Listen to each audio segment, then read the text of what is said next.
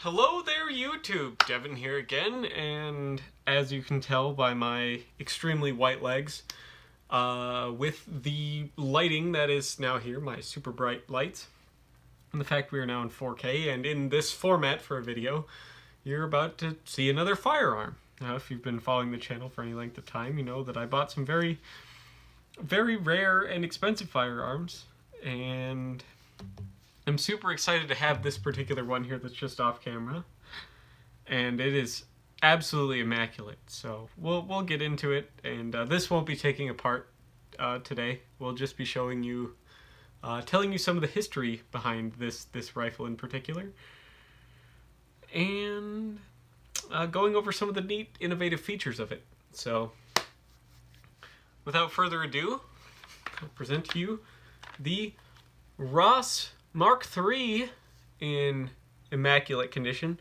As you can tell, this thing is pretty much as pristine as anyone you could find on the internet.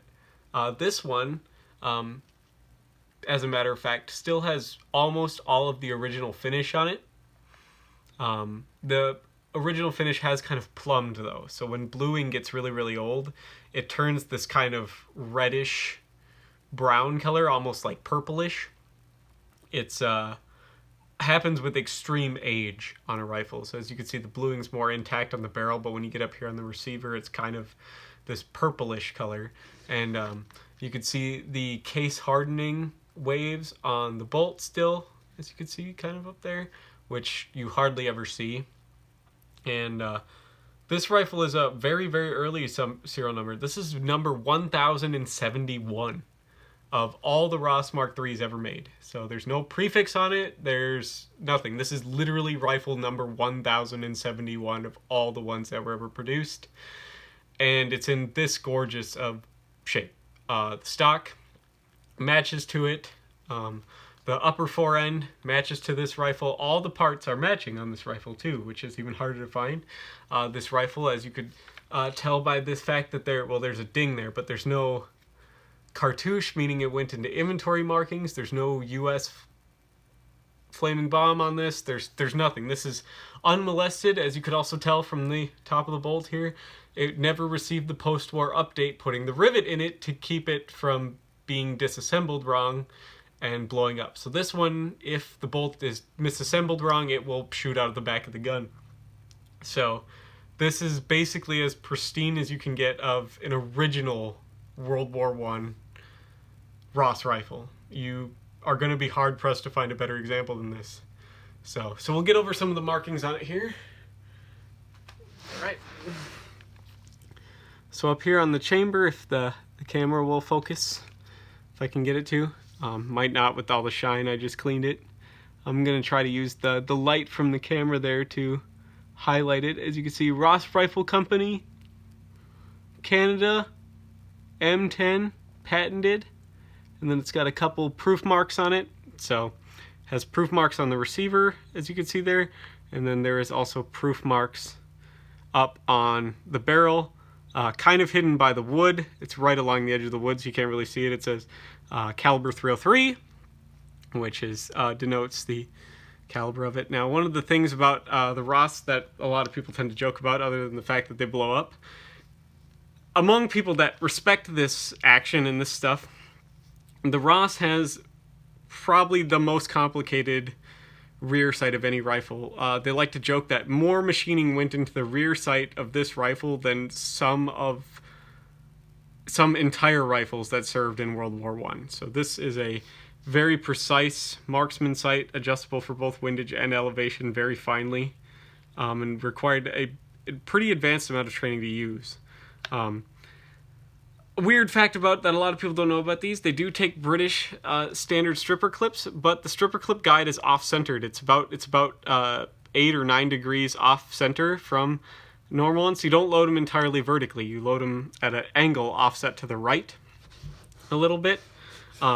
The flag type safety is pretty much the same as on a Mauser. It's only 2 position though, so if I flip this over here, you might not be able to see it, but this says ready when it's towards the shooter, and then if you flip it over the bolt away from the shooter, it says safe on the top.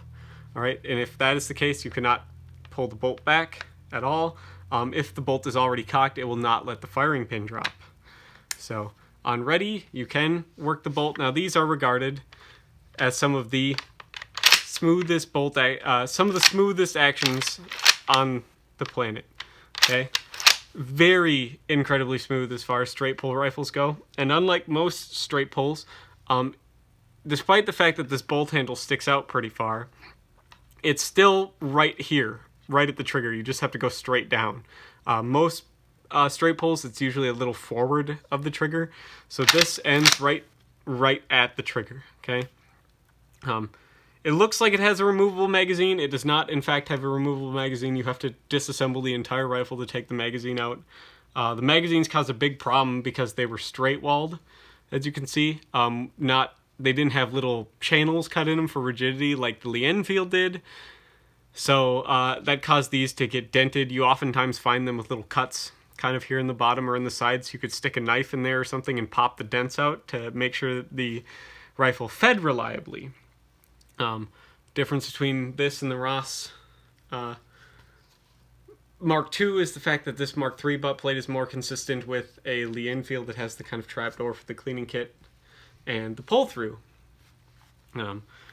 Very, very long. This has a 31.5-inch barrel, one of the longest sight radiuses of World War I, which made this a very, very accurate rifle. This was used as a sniper rifle all through World War I and into World War II. So by a lot of people, it was very well liked for their accuracy because it was a target rifle masquerading as a military rifle.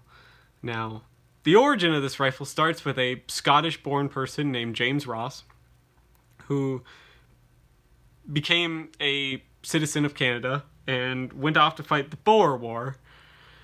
And in the Second Boer War, he noticed that the Boers had a much better rifle than the Long Lee, okay?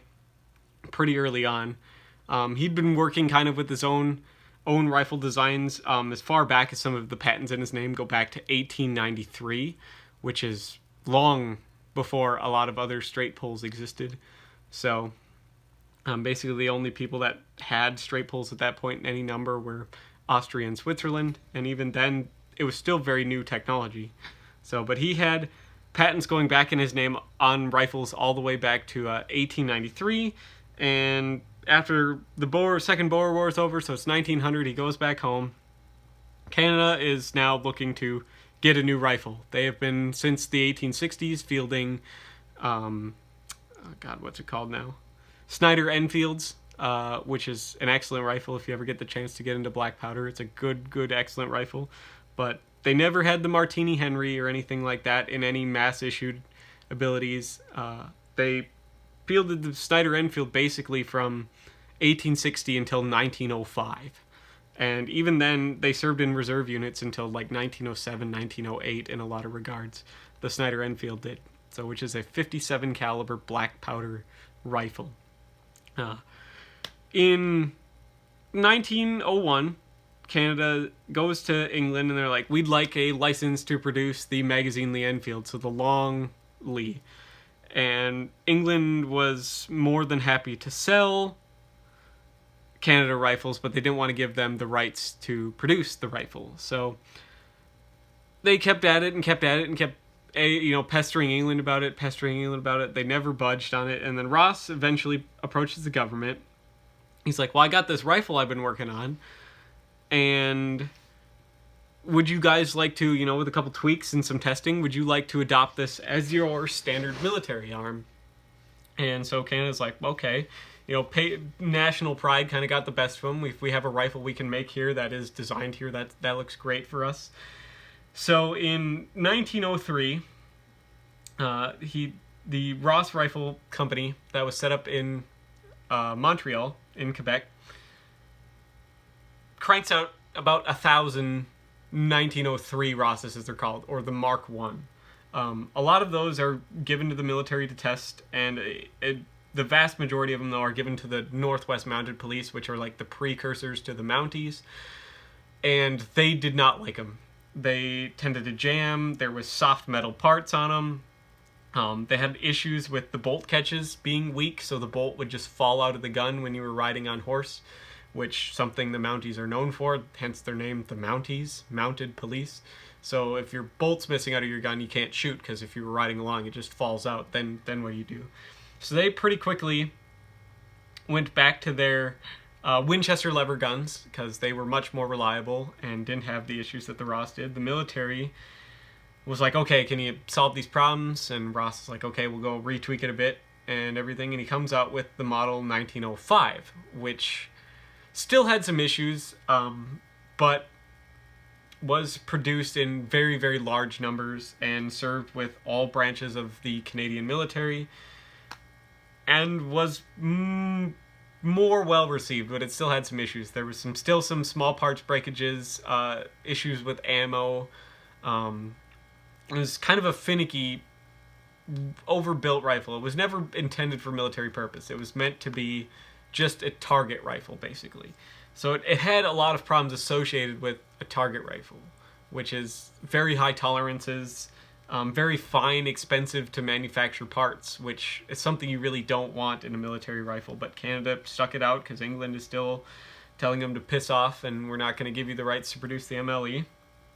So, but that went into service. The Canadians adopted that, and that has the classic two-lug design taken from the 1903 Mark I Ross, which itself is a copy of the Austrian 1890 system, which is where Ross kind of got the inspiration for the system, and there's a lot of similarities in this action between the Steyr 1890, like the Mannlicher 1890 system, and the Ross rifle. That one cannot, the 1905s cannot be disassembled wrong or reassembled wrong, so you don't have to worry about those blowing up, but unfortunately that has transferred to all Rosses. A lot of people think that all Rosses can blow up because the Mark IIIs had problems with that, even though we'll address that later. The 1905 went through a lot of revisions, I think all the way up to like Mark II 5 stars is what you can find them at, but I liked the number 2 better than the number 3, actually. I think the premier Ross system is the Mark II, not the Mark III. The Mark II's got a lot more a lot more cool features on it as far as firearms go than the Mark III. I believe it's got a little bit shorter barrel too, so it's a little bit more wieldy. This rifle's actually, for as long as it is though, very light and like maneuverable. It's kind of like a Steyr M95. It has a very kind of, while being a heavy barrel, a very narrow action, which saves a lot of weight, and has a very narrow stock. It's quite svelte and petite for its long length. The 1905 has a little bit shorter barrel. It's not 31.5 inches in this regard. It's about 28 inches, which was kind of standard for a long rifle at that time. And it has this weird lever on the side, like right about here, up front of the action, which would depress the follower in the magazine. Now, another way to quick spot a 1905 from a 1903 is the magazine is flush on a 1905, whereas if you see it sticks down here on the Mark III or the M-10 as it's known. So the Mark II or 1905 had a flush magazine, and this little button that you would see up here, this little lever that a lot of people don't know what it does, is when you pull down on that, it compresses the magazine follower. And so the action had some kind of higher walls on the side of it, the Mark V did. So when you would open the action, you could take loose rounds and set them just like up here. You could just take like a handful of loose rounds, and then you could compress that follower, and it would, all the rounds would fall into the magazine and then spring back up when you let go of that lever and fall right into place to be fed into the action, which is a pretty neat thing you don't see on a lot of other rifles. It had ammo tolerance problems though, the 1905 did, and it would later be revised now that, you know, England is kind of like, okay, we're going to lighten up on some stuff here now. We're going to try to bring the whole Commonwealth into the same kind of fold. We want them to have, you know, interchangeability if we ever have to go fight or anything like that. And Canada at that point was kind of like, well, we got this Ross rifle and it takes the same ammo. That's about good enough, we believe. And Britain was kind of like, well, not really. It has no parts interchangeability. It doesn't even take, you know, clips. It doesn't do any. It doesn't have any interchangeability other than the round. And so the suggestion on James Ross's part was that all of the Commonwealth should dump the MLE and short magazine Lee Enfield and go to the Ross, which was basically infeasible. So Britain was kind of like, all right, you guys do you. I guess ammo being enough is fine. All right, that's whatever. So time goes on, and in 1907, Ross develops an action called, for the Ross rifle in the 1905, beefs it up a lot for what is considered the world's first Magnum cartridge, the 280 Ross. It could push a bullet out to 3,000 feet per second in some loadings, which is, in 1907, way ahead of its time. It's comparable to today, and if you wanted to make it, you can neck down like 300 Win Mag to Ross, 280 Ross, if you wanted to make it. If you do find a Ross, there is some sites out there that you could find how to do that. You can neck 300 Winchester Magnum down to 280 Ross, and it'll feed just fine. So in 1907, he comes out with that, and that becomes a very popular sporting rifle. The Ross Rifle Company is selling a ton of these 1907 280 Ross rifles to avid hunters all over the world. They have fantastic reviews. People love them, and he applied that action to a simplified version of the 1905, which became the 1910 or Mark III, which is a simplified 1905 basically, and kind of brings it into more standard with the British. It takes same British chargers, same round, only has a 5-shot magazine, not 10-shot magazine, heavy barrel, very thick chamber. Now, a lot of people think that these rifles aren't safe to shoot. They actually are incredibly safe to shoot as far as pressures go. This rifle will handle pressures greater than a Mauser 98 action. The Mauser 98 action will only handle about 19 tons of pressure on it, whereas the Ross rifle will handle about 28 tons of pressure. It is a catastrophically strong action, way overbuilt for what it is, and that comes from the 1910 action coming after that 1907 280 Ross. Now, another difference that he added to add strength to the action is if we look at the bolt here, it has these helical lugs to it. That creates a lot more surface area and lockup strength than just 2 locking lugs. Now, this is lifted off artillery pieces, actually. Artillery pieces have these helical locking lugs, and that provides you more surface area, which gives you a better lockup. So the M10 is the only one with these helical lugs. So that provides beyond superior locking strength with this type of action. For the 303 that it was chambered in, this is beyond sufficient, almost laughably overbuilt for that round. And still no skimping in accuracy.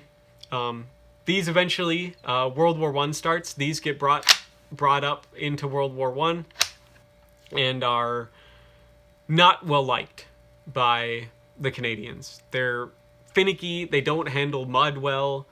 They don't handle dirt well. They don't handle water well. They're too long and cumbersome for trench warfare. And ammo became a problem. Now, ammo it shouldn't have been too much of an issue if Britain and Canada were more on the same page as far as rifle development went and ammo development. So when you make ammo, there's a set of tolerances, which means the round, none of them are all perfect. There's some that are slightly smaller than others and some that are slightly larger than others. Canada's standard pattern on 303 ammunition was on the smaller side and very fine and consistent. Whereas on British manufactured ammo, it tended to be on the larger side of spec and not as consistent. So it tended to stick in the chambers because the chambers in these rifles were so tight and fine to be accurate that when you would put British ammo in them, you'd close the bolt and you'd fire, and when the brass would expand, it would stick in the chamber. And being a straight pull, they lack primary extraction because they don't have that rotational energy that you get from like a turn bolt rifle. So there isn't that camming force well, there isn't as much camming force to unstick that hot piece of brass as there is with a turn bolt. There isn't as much of that rotational energy in a straight pull action, which is just something that has happened with all straight pull actions. Now, the fact that 303 is a rimmed round does help, though. It does help with extraction a bit, but they tended to stick. So it ended up being enough of an issue to where eventually the second a Canadian soldier could, he would take a Lee Enfield off of a dead British or other Commonwealth nation soldier. And that didn't really go well with the Canadian government. The Canadian government was like, nope, this is your rifle. You're going to use the Ross whether you like it or not.